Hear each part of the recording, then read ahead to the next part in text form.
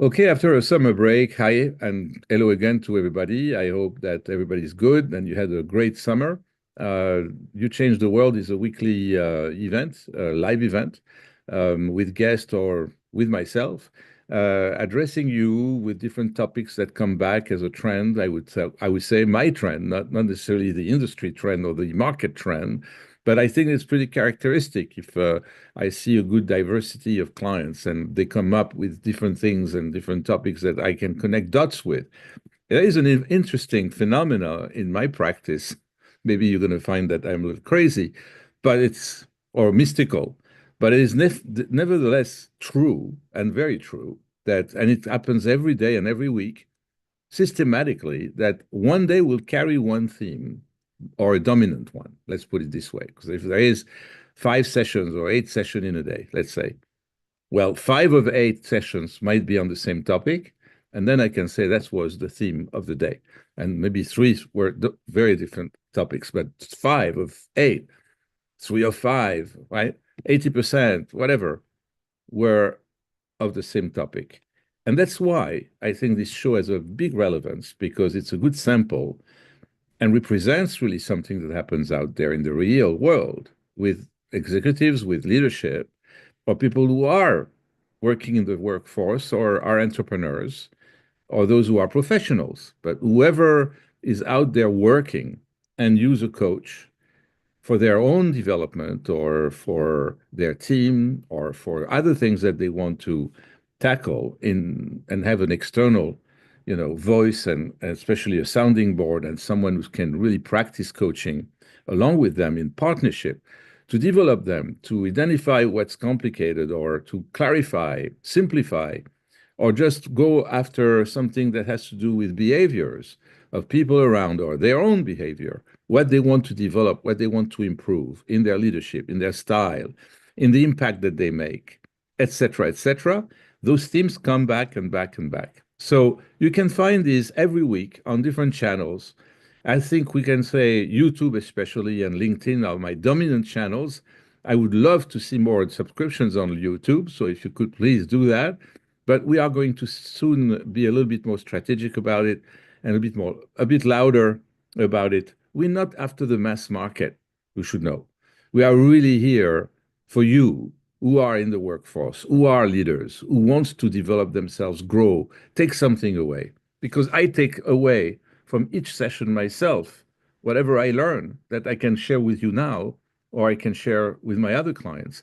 It's really, an incredible dynamic and back and forth, different things that we learn from life, from work, from people especially, and kind of things that we don't want to do also and avoid because we see that sometimes it's not very well taken or it creates a conflict or a misunderstanding. It's a lot about communication, a lot about communication.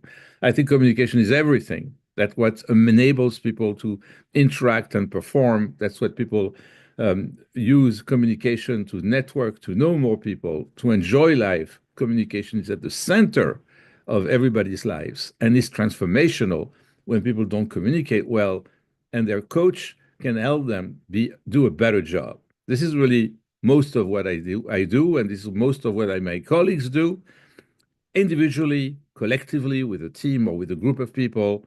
And then we also do workshops and we also help leaders when they gather everybody once a year, when they have this possibility, and they most of the time do. They even their companies, if they are smart, will even go the extra mile to make sure that even they travel people from the world or from different states to meet with their leader. That 2 or 3 days outing is very important. It's the kind of launching pad for the year or for the fiscal year.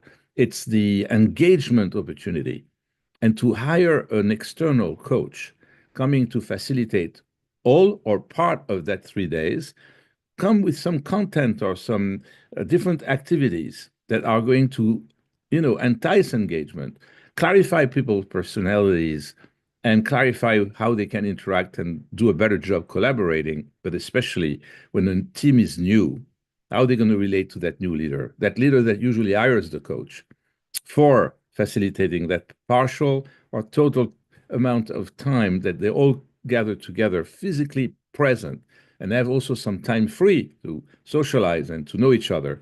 That's what the coach is meant for. And that's what I do with passion every single day. Today, the theme that I want to talk about is an interesting theme that came back the last few days.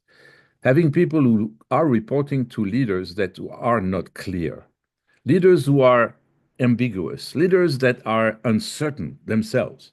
And by the way, just by being the way they are, create not only uncertainty, but instability. People start to really be confused. It's chaotic.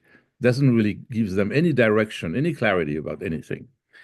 And why a leader would do that? Why a leader of any size of teams, right? Why someone who has responsibility for other people do such a thing? Do they do that on purpose? Is there something that they do here that they really kind of have a malicious mind that they want to harm people? No, it's not the case. Most of the time, no, I don't think so.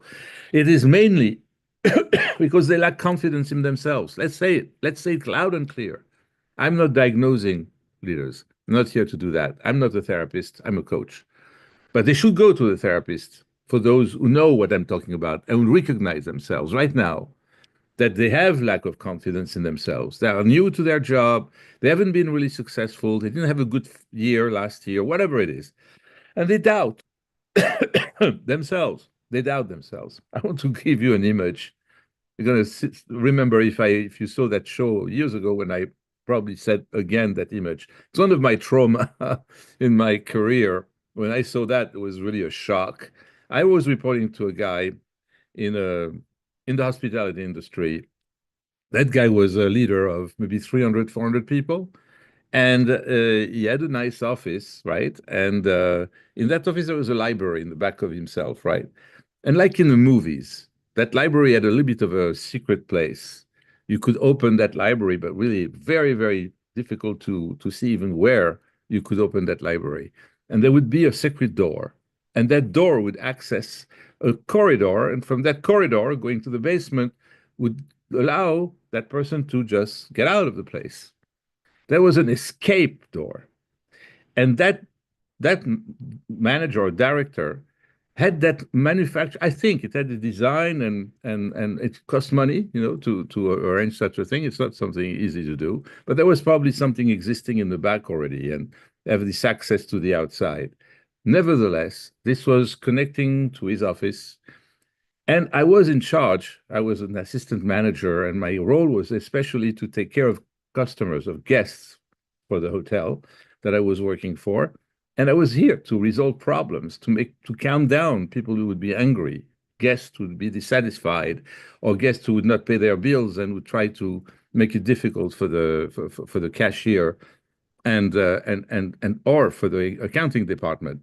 Whatever my role was the one that nobody wanted to take. That role of handling relationships with people and trying to calm them down, try to really find, I was already coaching, finding kind of a way to communicate and to interact so that they can take the right path and be good guests and happy guests. This was really my role, really the core of my role, and I loved it because they were also, most of these people were also celebrities, believe me, real celebrities, and I was dealing with them head to head, face to face, regularly every day, and I was the one called to resolve those issues. So sometimes I would have to bring those issues, very serious issues, especially with celebrities, when there would be millions of dollars, was not dollars, was French francs, but there would be French francs in a million at stake, and I would bring that, of course, to my boss and try to get a decision made. Sometimes I would even have to take a guest with me to him because there was no, it was the last resort, but I had to do it at one point. And I would knock on the door and find no one in there because he would take that door there and escape. He was afraid of these difficult guests. He was afraid of crisis or challenges. And why? Because he probably had a lack of confidence in himself that he would be able to resolve it or face or handle it. It's true what I'm telling you. But it's a very interesting little story because it really is, in fact, in the topic of what I bring today. And that's the leadership with uncertainty, but the uncertainty from the leader, right? The uncertainty comes from the leader. The leader is the one who has uncertainty first and then emulates that, and of course creates all kind of chaotic situations around him or around her. So what it shows and how it shows avoidance, like I just said, avoidance of decisions. It would be also over controlling details, usually to mask insecurity. It would be constantly shifting priorities. And that would be driving people crazy. He's working on this project, she's working on that project. And disruptively, this boss would come and say, no, no, no, leave this on the side. Now let's do this. That's your priority now. That would be, time consuming for whoever was doing that. Doesn't really also maintain a lot of respect, because if you do this several times with me and you disrupt my work and you say that now my priority is something else, are you really organized in your mind? Why do you make me copy you and be in your messy kind of mind? But that's what happens, and it happens this week a few times. In other words, a few clients had to face that situation. Or they would be seeking approval excessively before making a decision or before executing. That's what first, how it shows up in leaders, what I'm talking about. The second thing, what is the impact on the team? When I'm coaching a team or I'm coaching one individual in that team that has an issue with this leader, well, it creates ambiguity, right? And definitely erodes trust. It's not something that will build trust or consistency, because it's the opposite. It's ambiguity and inconsistency and chaotic and contradictions. Then it drains time and energy. And then it fuels internal politics and really, really challenging people for clarity, to the extent that people have to make assumptions, go home anxious and stressed up, and stress their family. And then high performers in a team disengage because they can't trust the direction that they're getting. That's the second thing, the impact on the teams. Now, what employees, peers can do when they are facing that situation? Well, first, they have to be autonomous. They have to stop raising their hands and wait for an answer, or ask questions to their leader. Should I do that? Or what is your vision about that? There is a little bit of that to do to maintain the relationship as you are, working for them, right? But it is not the key to get things done or get the solutions to those things done. So you should anchor yourself in clarity and own your role and your priorities and claim them with your voice, with assertivity. And that's usually puts back in place that leader, and by pushing back, but in a very intelligent way, in a very tactful way, you're going to get what you want. Then I think focus is everything. You focus on facts, not on moods. You are putting your emotional boundaries in place. You do not let anything that comes from this leader affect you. Then you build some kind of informal networks of information to keep moving forward. You don't wait for that boss to inform you. You get your information differently, because that boss, with this lack of confidence, self-confidence, is hiding things, doesn't share things, so he's afraid. There's a lot of scare here, a lot of fears, because he doesn't know, or she doesn't know. So you have to use your upward influence, and you have to do this carefully. You reframe questions, or you make your questions options, like, do I prefer A, option B? And then you protect your energy and your time. So you're very selfish in a way, but you protect yourself. And you don't let, I really insist, any of this toxicity and this confusion affect you emotionally. So the stress, the upset should go away, at least substantially away, if you don't rely on that boss for the things that you need to know and need to do to perform and be yourself in your position.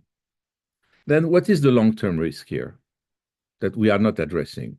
Well, there's definitely attrition and people disengage. So they're going to look for another job or they're going to look for another boss. So there is loss of confidence in the organization. There is also something called lies. I go to that topic a lot, right? But the root cause of having leaders and people lying is this lack of confidence. I'm not going to tell you the truth because I'm afraid that if you know the truth, that's what really happens. Then there is a culture, you build a culture long term of hesitation. And that's really uh, damaging innovation and damaging speed and performance. So the leader becomes isolated, ineffective, but they're protected most of the time. They have someone they report to or another super leader that is there, that is connected with them. They have been knowing each other and working with each other for a long time. So he has a kind of protection. And because of that protection, he stays where he is, and you have the issue every single day. That's why the key is autonomy. The key is the autonomy of your emotion. The key is to own your position, your role, and to bring that and claim that ownership constantly. Because at the end of the day, and I want to finish on this, when you report to someone like this, that person counts on you to be on your own. Because the more you're on your own, and you show that you are respecting that leader and you are reporting to that leader, that means I'm going to keep you informed about my progress and about what I deliver. But I'm not going to get you too involved in the way I perform or in the way I'm delivering or executing. And if you micromanage me, I'm going to push back. I'm going to tell you why. You hired me to this position to micromanage me. Are you going to try to trust me? And if it's not trusting me, because it's not really going to be the case, someone who does not trust himself or herself does not trust anyone. So do not count on that. Don't have any expectations. Zero expectations. This way you'll never be frustrated and never be disappointed, right? The lower expectations you have, the lower the disappointment. I hope that in what I'm saying here, there is no magic words, there is no magic solutions, and there is no rapid solutions, or there are not even any solutions that you own. You just own your destiny, not your boss. And that's what I think makes you a strong person in this situation. And I want to tell you, not from experience, but from facts, that nothing is permanent. And at one point, things will change, and you'll change to another leader that hopefully will be a better one, will be a clearer one. So if you're working around a leader who lacks confidence, remember this. Your job is not to fix their uncertainty. And your job is to remain clear, grounded, and effective. Anchor yourself in your own priorities, unshakable priorities. Show small signals of alignment to just please that person or make that person feel at least that you're on his side or on her side, and keep your focus. Focus with capital F. Because when you protect your clarity, you give others permission to do the same, and in that way, you change the world, one circle of influence at a time. And I think that's what I wanted to make sure today you get from me on this particular topic, that it doesn't come from you, it comes from your leader. It generates, or she generates, toxicity, uncertainty, and confusion, chaos to this extreme that I can think of. And so what? Two magic words. So what? That's the two magic words. So what is going to come with you every single minute, every single day?